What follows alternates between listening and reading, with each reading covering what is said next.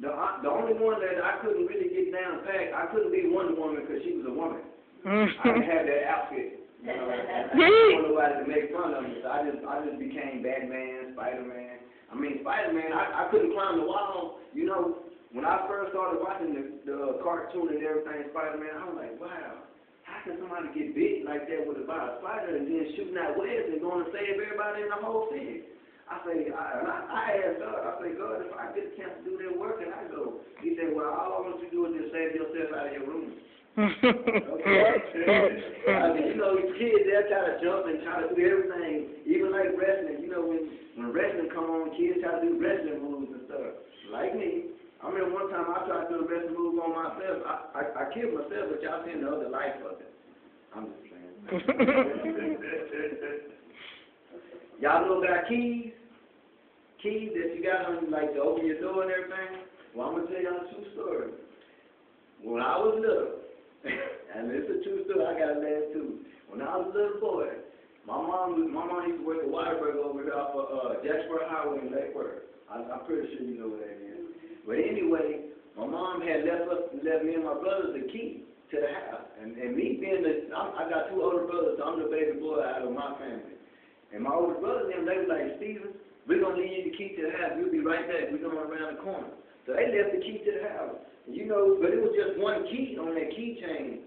And I didn't want to be, like, embarrassed because I got friends. And I didn't want my friends to come to me, oh, you think you good because you got one key to open up the door. So what I did before I even did anything, I started walking around where we stayed at. And, you know, sometimes you just find stuff on the ground. So it was some keys and stuff on the ground. So I started putting the keys on my keychain to make me feel important, like I was a janitor or something. But anyway, I'm going home, me and my friends going home. Next thing I know, guess what I started doing? I forgot what key it was. I started doing all like this. I'm screaming for my mom, like, Mama, what key to get in the house and see it work?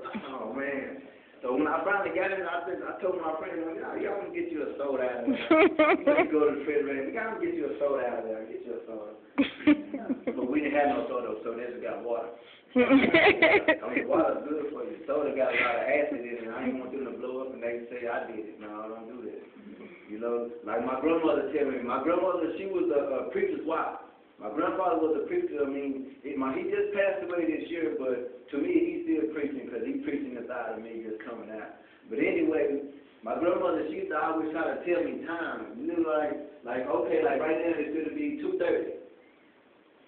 What I'm saying about time is when you get up to like 2:45, for some reason my grandmother always says a quarter till.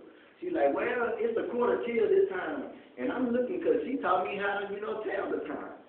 So I'm looking at the time, and she was talking to one of her friends from church on the phone one day, Miss Anna. She said, well, Miss Anna, yeah, that's a quarter till 2 o'clock.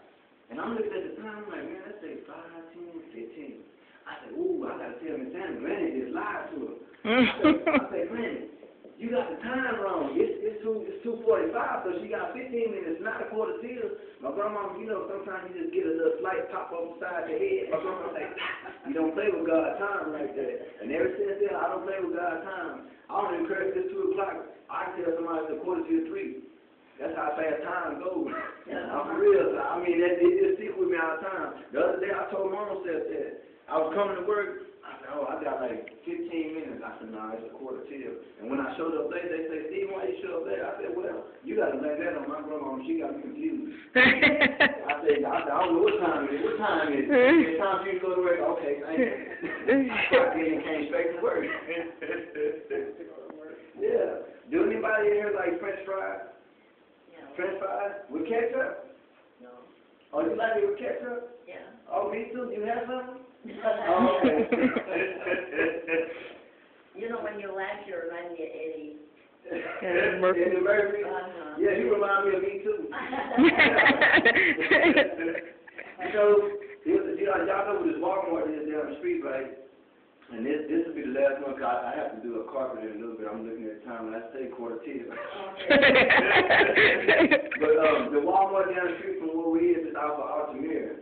A preacher man came up to me, he was like, Stephen, he said, well, he didn't know me, but I'm just saying that because I introduced myself when he asked me the directions. He was like, young man, that's what he really said. But I'm saying Stephen. He was like, Stephen, you know the directions how to get to the Walmart? I'm like, well, sir, the street that we on, this is Lackland right here. I said, you take this street all the way down, past the mall, and get to the, I said, you're going to go through 2 lights. I said, when you get to that 3rd light, it's going to be Altamira. It's going to be going from west to east. I said, go this way. I said, but get in your right-hand lane so you can make that right-hand turn, but you see the Sam's Club and the Walmart on that side, so get in the left-hand lane. He was like, oh, young man, thank you for them directions. He said, well, let me ask you something. He said, well, do you go to church? I said, yeah.